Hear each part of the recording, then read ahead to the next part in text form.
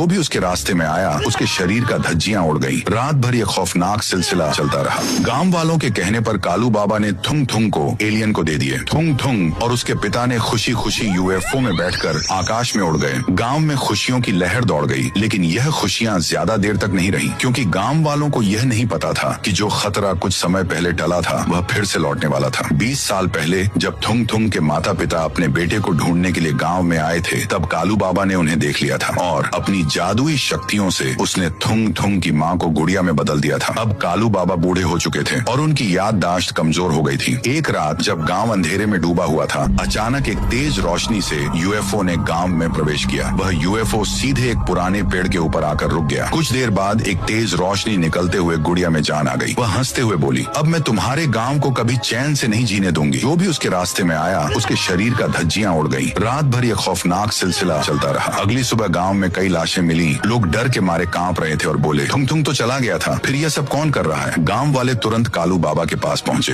उन्होंने बाबा से मदद की गुहार लगाई। बाबा के चेहरे पर चिंता की लकीरें उभर आईं। उसने सोचा, लेकिन उसकी याददाश्त उसे धोखा दे रही थी। बाबा ने कहा, अब मैं बूढ़ा हो चुका हूँ, मुझे सच में कुछ याद नहीं आ रहा, लेकिन अगर तुम लोग मेरी मदद चाहते हो तो अगली अमावस्या की रात हमें एक जादुई कुर्सी की मदद लेनी होगी। यह कुर्सी मुझे सब कुछ याद दिलाएगी। समय बीतता गया और डोली का आतंक बढ़ता गया। वह एक एक करके लोगों की जान ले रही थी। आखिरकार अमावस्या की रात आई। वही जादुई कुर्सी फिर से प्रकट हुई। गांव वालों ने बाबा को उस कुर्सी पर बिठा दिया। अचानक आसमान का रंग काला हो गया और दो डरावनी आंखें आकाश में दिखने लगी। बाबा को सब कुछ याद आने लगा। 20 साल पहले उसने थुंग थुंग की मां को गुड़िया में बदल दिया था। अब वही गुड़िया जो लोगों की जान ले रही थी, खुद अपनी भूतिया शक्ति से गाँव में तबाही मचाती जा रही थी। गाँव वाले एक झटके में समझ गए कि वह भूतिया गुड़िया कोई और नहीं बल्कि थुंग थुंग की माँ थी और अब वह गाँव में अपने बेटे की तलाश में आई थी। तभी आसमान का रंग नीला हो गया और वह जादुई कुर्सी गायब हो गई। बाबा कांपते हुए बोला, अब डोली तब तक नहीं जाएगी जब तक उसे यह नहीं पता चलेगा कि उसका बेटा थुंग थुंग अब अपने पिता के पास वापस लौट चुका है। हमें किसी भी हालत में डोली को इस कुर्सी पर बिठाना होगा, लेकिन यह बेहद खतरनाक होगा। इसमें हमारी जान भी जा सकती है। कुछ दिन बाद जब जादुई कुर्सी फिर से प्रकट हुई, कालू बाबा ने अपनी सारी हिम्मत जुटाकर डोली को अपने सामने खड़ा किया। अगर हिम्मत है तो मेरा सामना कर, इतना कहकर वह भागने लगा। डोली उसका पीछा करते हुए कुर्सी तक आई। वह हैरान होकर बोली, यह कुर्सी कहाँ से आ गई? ये तो मेरी कुर्सी है। और बिना किसी डर के वह कुर्सी पर बैठ गई। जैसे ही डोली कुर्सी पर बैठी, उसे सब कुछ याद आ गया। वह समझ गई कि अब थुंग थुंग अपने पिता के पास जा चुका था। इस सच्चाई को जानकर डोली ने कुर्सी के साथ साथ आकाश में उड़ते हुए खुद को यूएफओ में बदल लिया और हमेशा के लिए गांव छोड़ दिया।